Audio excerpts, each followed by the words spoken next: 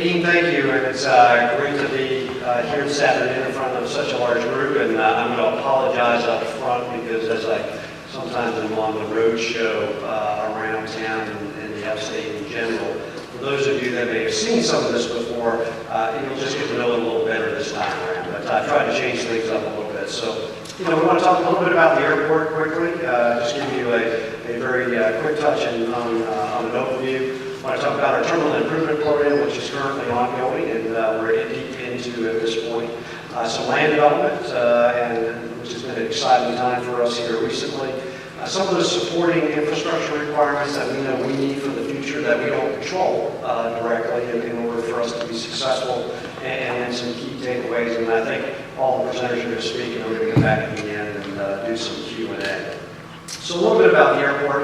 I'm not going to read this to you. We just want to be the best and the safest piece of transportation from an air service standpoint for the community here that resides in the upstate. So, we want to be the best. That's what we're going to look to do going forward. And I think a lot of what you're going to hear about from me today is setting ourselves to be in that position to really deliver aviation services in the best way possible for the citizens of the upstate. So a little bit about air traffic statistics, since we are an airport at the end of the day, and that will always be our core mission to provide passenger and cargo-related aviation services at the airport. In 2012, we finished up the year with about 50,000 annual aircraft operations. And some may say, well, Dave, is that a lot or is that a little? It actually is not a lot for an airport our size and a community our size. And in part, it's because we have several great other airports within the upstate. We have downtown Spartanburg, we have downtown Greenville, we have SC Tech. All of those airports take care of a large portion of the general aviation traffic. We really deal with the commercial aviation traffic at GSP, both on the passenger side as well as the cargo side, and some of the higher-end corporate aircraft that do come in and out of our community because of our airfield. What does that translate to in a runway? Today we have 11,001-foot runway. You stick that foot on so you can be the longest at the time. It's like having to call this building at the end of the day, so that's why you put that additional foot on there. And it will accommodate any aircraft today that there is in the system. In fact, a couple of months ago we did receive and qualify to handle the A380 not the A380, the Boeing 747-800 at the airport from a cargo standpoint. So in time, we expect that aircraft could be operating from a cargo standpoint on occasion at a GSP, and we are ready to handle that. We have, again, really four major uses at the airport from a commercial standpoint: commercial aviation, corporate aviation, general aviation, and we do see some military aircraft from a training standpoint in and out of GSP. And we sit on 3,500 acres of property at the airport today, and you're going to hear me talk about how we're going to deal with that property, we believe, as we move ahead. And just going back to the runway, if we look at our current runway configuration with a single runway, and folks will, over time, they've heard here in the upstate that we've had a parallel runway planned for some time in the future. We're currently at 25% of the capacity of that existing runway. So that current runway will handle about 200,000 operations a year, and you can see we're at 50,000.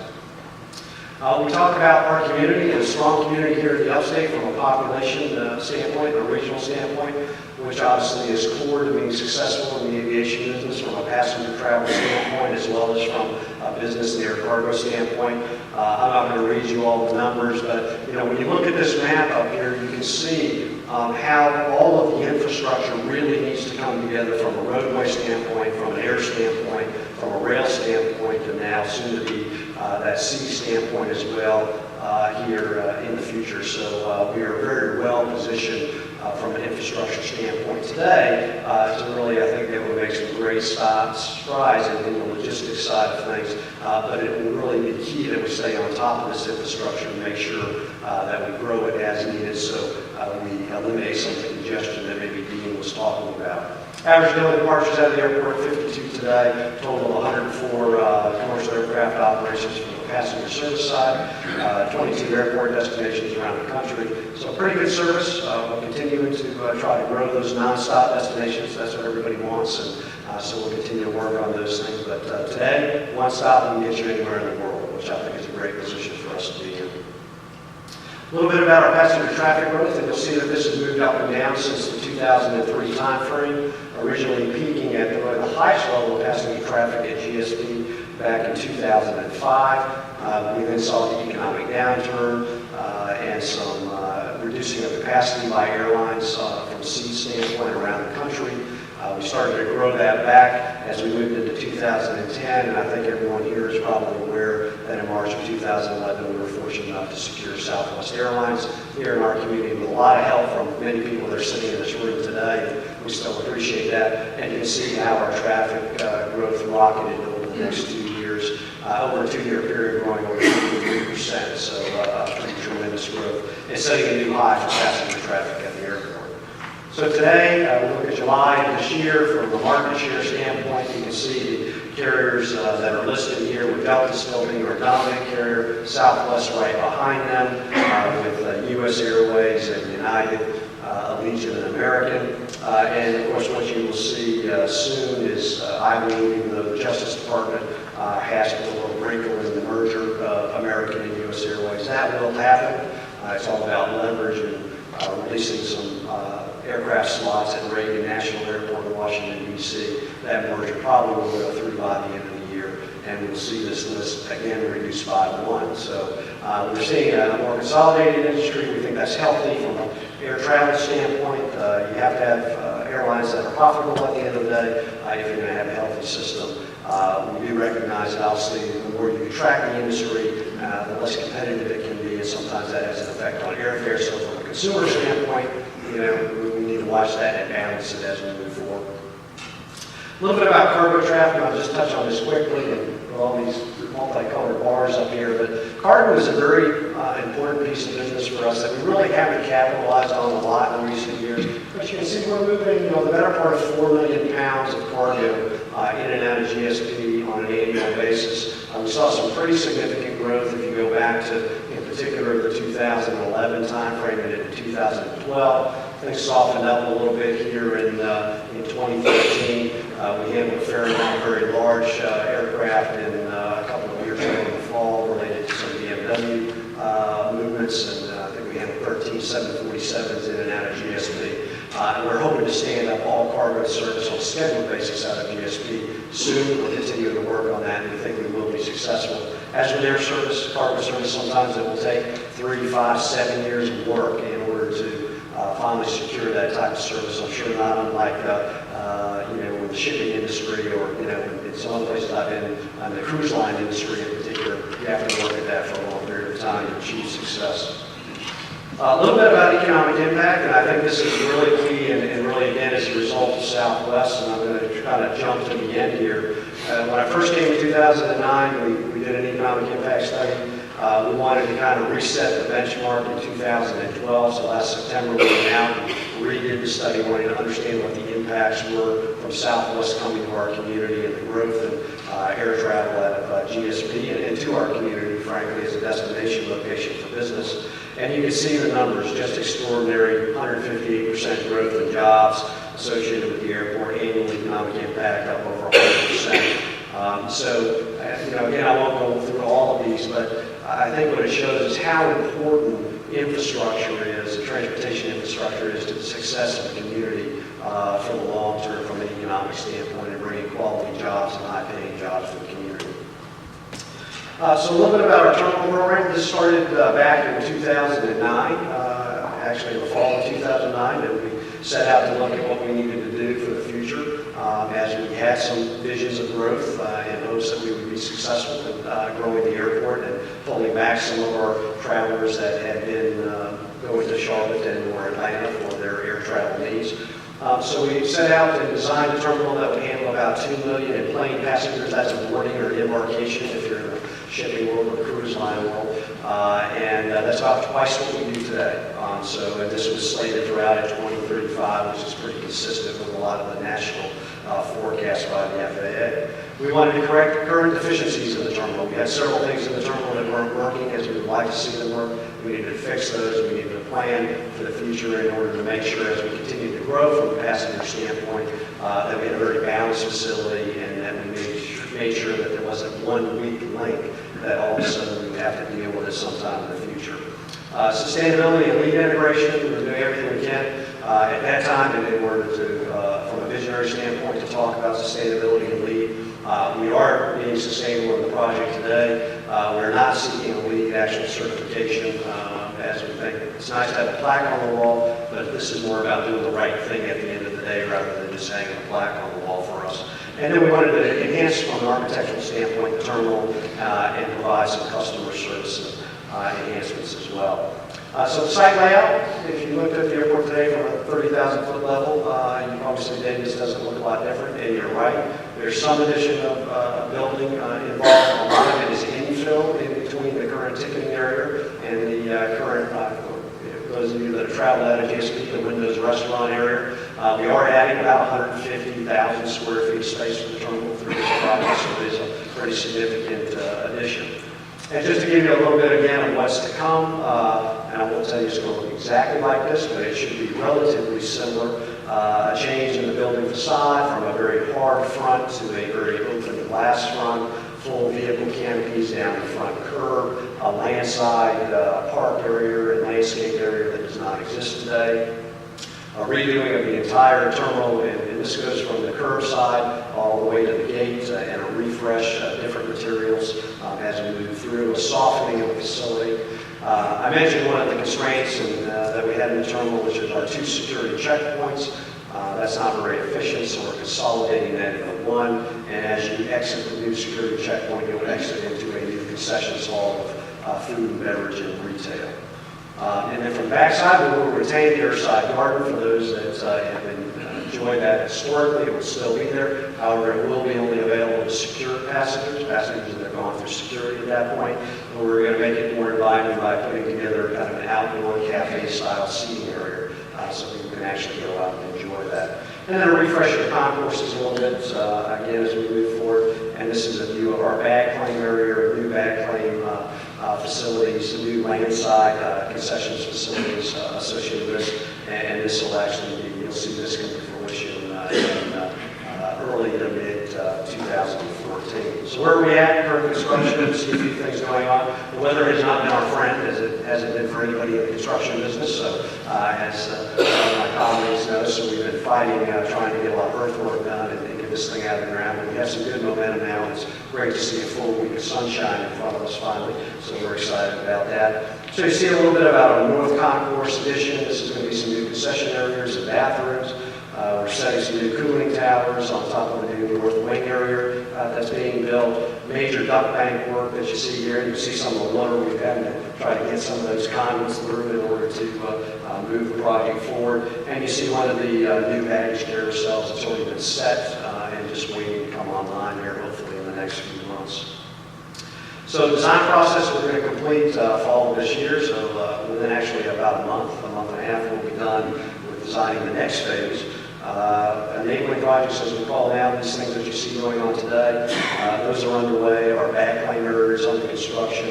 Our major core construction will begin April of next year, and will essentially, the ticketing area all the way to the existing garden area will be almost, not the front building, but on the back side will be completely demoed to the ground and rebuilt, and we anticipate completing in early 2016. So we still have a lot of work ahead of us. But you'll see some good things opening up again early next year.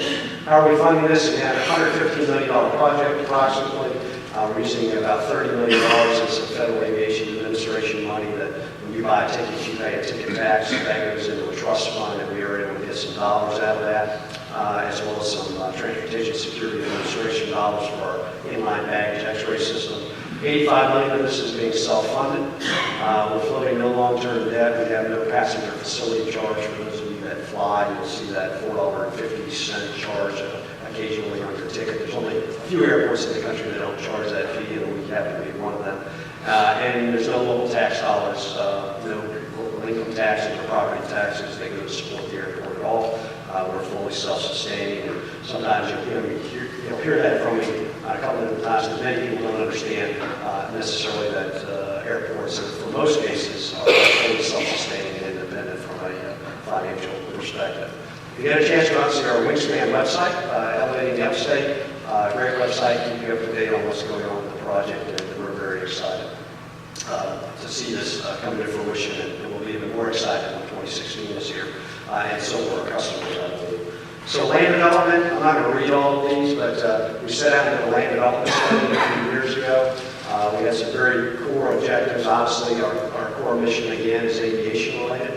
So we need to make sure we protect the land masses necessary to continue to grow from a passenger standpoint, from a facility perspective, as well as from a cargo perspective. We wanted to make sure that everything we were doing was really guided by highest and best use for things that were not needed for aviation purposes. And from a roadway standpoint, we wanted to make sure that we kept a very much an ease of access in and out of the airport terminal facility, and make sure we kept separation of access for other development projects in and around the airport. So what did that look like when we finished our master land use plan concept? You can see this again encompasses about 3,500 acres of property, and what you see here in coloration is just different use types from industrial to light industrial to heavy industrial to manufacturing to retail. So you will see pretty much every segment of development represented on this map in some form or fashion. What we then did is we said, okay, for each of those various tracks, and there's 9 tracks, what would be the most likely development opportunity on each of those? What would be the second most likely and the third most likely? So again, trying to stay flexible. We know what we know today. We don't know what we don't know 5 years from now, and we know the market could change, so we wanted to make sure we maintain flexibility in that regard. One of the first projects we looked at, and it was our parcels, and it was kind of interesting because as we were kind of moving towards the tail end of our land use planning study, there was discussion by the South Carolina Ports Authority about the inland port concept, and they just started to dovetail very well together. So what we call Track B happened to be where the inland port location was going to be sited. So we did do some layouts, a little bit more detail on this particular site, and I think what you'll see is we've actually executed on the first one of those development projects and sites within what we now, don't have an official name for it, but it is the logistics park, and we'll come up with an official name hopefully before we actually open. But exciting opportunities. What you'll see, and part of what we're doing is from the development standpoint, is unlike a normal developer that will typically try to come out and develop every piece and inch of property that they have. You can see we are looking at keeping, as a part of our development, a lot of green spaces. And we think that's very important for us as we move forward. We have set a campus feel for the airport, and coming into the airport, if we hear anything from folks traveling in and out of our communities, that's one of those beautiful airports they travel to and from. We want to make sure that the rest of the development in and around the airport that we do is reflective of that same vision that had been set for GSP a long time ago. GSP 360, Beyond the Runway. We just launched this website about a month ago. This has a lot of our land development related items on it. It has the studies out there that we did. It has sample land leases, etc. Some of our development visions. So I would encourage you to go out and take a look at that. And it's something that we're going to be moving very strongly on over the next year. We did have our first land development project, as I mentioned, in the logistics park. A lease of 43 acres, a building that was estimated at the time to be about 712,000 square feet on total build out, 415,000 initially, capital investment of about 18 million for phase 1 and 13 million for phase 2. You can see there's a fairly recent depiction of the facility now as it's under construction in conjunction with the inland port itself. So we're excited about that. And what you see down to in that bottom right corner is that will be the entrance into the logistics park from the Earl Smith Parkway. So again, infrastructure, road infrastructure, obviously extremely important to this, and easy access in and out is going to be critical. Just a different view from pulling back a little bit. So quite a site project that's going on right now out there, along with some vertical construction as well. So some future supporting requirements probably doesn't come as a surprise. Roadway system, extremely critical. Being mentioned in and we heard in the video how the condition of our roadway system. It is important that we find a way, and I think the state legislature this year obviously took some tremendous action in order to get some funding in place in order to help start down that path, but it's not enough. We need more. We need to support our state legislators in going out there, securing additional funding, if we're going to try to grow our community and have the positive economic impact that we want to see for the citizens of the upstate in the future. And not only interstates, but also obviously secondary roads. The utilities, electrical, gas, sewer, communications, water, we need all of that. It has to be well planned. It has to be put in place. It has to have the capacities that we're going to continue to grow, both for the airport as, again, a passenger terminal, but also for these land development areas that we've targeted. And then we believe this rail sea connection is huge, and we just really look forward to continuing to work with South Carolina Ports Authority in regards to making the most out of this opportunity that we have in the upstate from an intermodal standpoint, so we're very excited. I'm going to give you a few key takeaways. We think GSP is essential to positive economic development in the upstate, both from an air service standpoint and a land development standpoint. We hope you feel the same way. We know the community has always been there to support us, especially here over the last 4 or 5 years. In order for us to continue to grow and meet the needs, we need those infrastructure improvements to stay with us and keep up with the growth that's happening in and around the airport. Otherwise, we will be impacted and fall behind. And then we believe a properly planned and developed GSP property, again, will have positive impacts here for the upstate. And I look forward to taking questions here in a little bit. Thank you.